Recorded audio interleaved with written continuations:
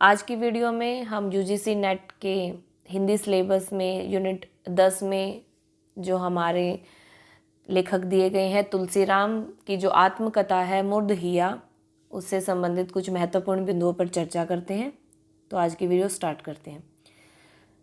तुलसी राम की जो आत्मकथा है उसके 2 भाग प्रकाशित हुए हैं। एक का नाम था मुर्द हिया और एक था मणिकर्णिका। मुर्द हिया का जो प्रकाशन वर्ष रहा है वो है 1910 ईस्वी में हुआ, और जो दूसरा भाग जो इनकी आत्मकथा का वो प्रकाशित हुआ है वो मणिकर्णिका का प्रकाशन है 2014 में हुआ। मुर्द हिया आत्मकथा के 7 उप शीर्षक हैं। काफ़ी महत्वपूर्ण पॉइंट है। आत्मकथा के कुल कितने शीर्षक हैं? तो मुर्द हिया जो आत्मकथा है उसके जो है टोटल 7 उप शीर्षक हैं। कौन कौन सा है उन पे बात कर लेते हैं। सबसे पहला है हमारा भूतई पारिवारिक पृष्ठभूमि, मतलब भूतों को लेके उनके जो मन में अंधविश्वास था उससे संबंधित इस पर भी चर्चा की गई है। मुर्द हिया का स्कूली जीवन के बारे में बताया गया है। अकाल में अंधविश्वास, मतलब जब उनके गांव में जब अकाल आता है तो वो किस तरह से अंधविश्वास की ओर चले जाते हैं। मुर्द हिया के गिद्ध तथा लोक जीवन। गिद्ध मुर्द हिया में दिखा रखा है जो उनके ग्रामीण परिवेश में जो गिद्ध, मतलब उनको एक संज्ञा दी गई थी उन व्यक्तियों को, तो उसमें एक गिद्ध तथा उनके लोक जीवन के बारे में बताया गया है।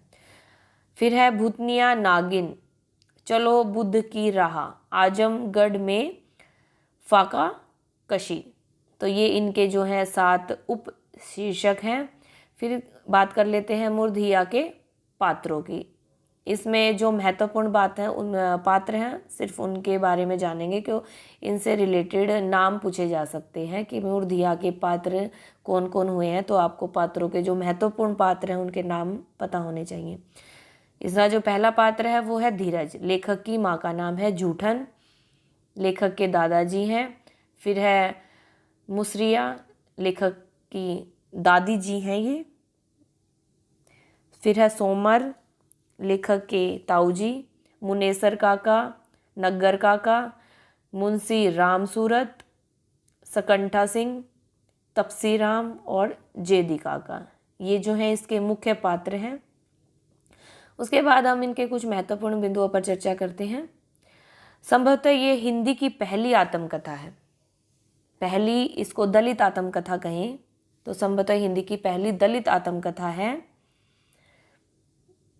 जिसमें केवल दलित ही नहीं अपितु गांव का संपूर्ण जीवन ही केंद्र में है। मतलब किसी एक दलित वर्ग को लेकर ही इस पे नहीं किया गया, काम नहीं किया गया, मतलब इसमें पूरे जो गांव की संपूर्ण जीवन उनका जो दर्शाया गया है उसको केंद्र में रखा गया है। दलितों के जो जीवन है उसको केंद्र में रखे गए बनाई गई ये दलित आत्मकथा है। फिर बात करते हैं मुर्द हिया के केंद्र में स्वयं लेखक न होकर बल्कि दलित जीवन, दलितों का संघर्ष, सवर्णों का जीवन, दरिद्रता, भूतों के प्रति भय, शिक्षा की घोर अवहेलना आदि को केंद्र में रखा गया है। इसमें किस किस केंद्र बिंदु पर लेखक ने ध्यान केंद्रित किया है, तो ये इनके महत्वपूर्ण बिंदु हैं।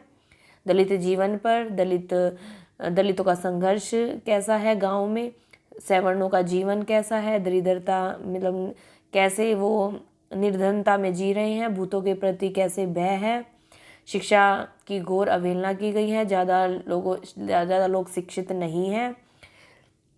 फिर है नेक्स्ट पॉइंट जो हमारा, मुर्द हिया दलित समाज की त्रासदी और भारतीय समाज की विडंबना का सांस्कृतिक, सामाजिक, आर्थिक और राजनीतिक आख्यान है।